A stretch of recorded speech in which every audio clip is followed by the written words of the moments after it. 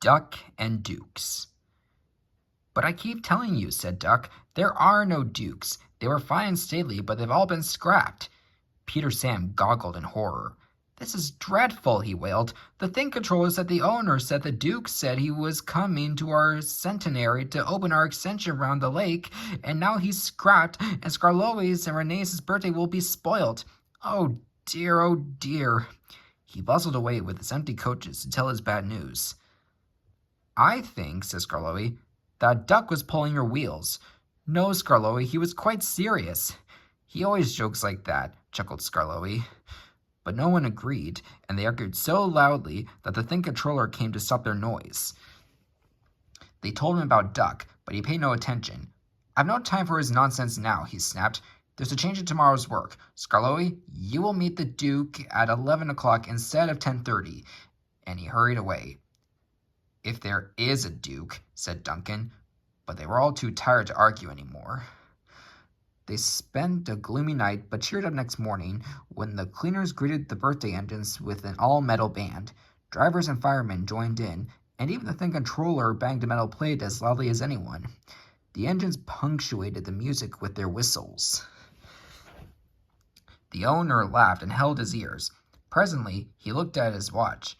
That's enough, he ordered. So Rusty, Sir Handel, and Duncan went at once to find their coaches. Visitors crowded the big station. They wanted to go to places along the line to watch the celebrations. Peter, Sam, and Rheneas had carefully practiced their parts. Passengers in Agnes, Ruth, Lucy, Jemima, and Beatrice all wore clothes of 1865. Rheneas had to pull them behind Peter Sam's television train, not too close and not too far away, so that the cameramen could take their pictures. Visitors waved as they went by, and at last they reached the special sidings near the extension, where they settled down to wait. Listen, said Peter Sam at last. Here's Skarloey. They're cheering him. Good, answered Rheneas. Perhaps that will make up for his disappointment over the Duke. Skarloey wasn't disappointed at all. I brought the Duke! I brought the Duke! I brought the Duke! I brought the Duke! He puffed, and triumphantly came to a stand between the two trains. A distinguished-looking man stepped out, climbed to Skarloey's footplate, and drove him on the new line round the lake and back again.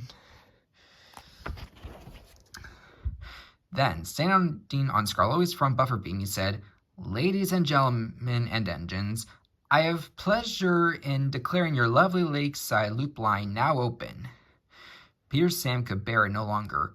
Excuse me, Sir Duke, he burst out. Are you real? There was shocked silence. The Duke smiled. Skarloey said you've been listening to Duck, he answered. Duck thinks Dukes were Great Western engines, but Dukes are really people. I am happy to assure you, Peter Sam, that I am a real live Duke. I'll give Duck Dukes, muttered Peter Sam, but he was sternly hushed. The Duke turned to the owner. I congratulate you, sir, on your remarkable railway. It must be a record indeed to have 2 locomotives in regular service, and both 100 years old.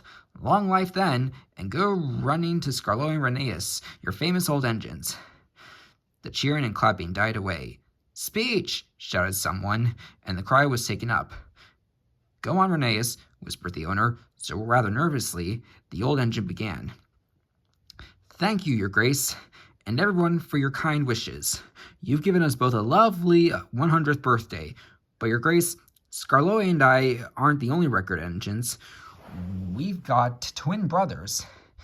Talon and Dolgok were built at the same time as us, so they are 100 too, and they're still at work. Their railway's at Towyn in Wales. Please go and see them, Your Grace, and everybody, and wish them many happy returns from Skarloey and Rheneas, their little old twins.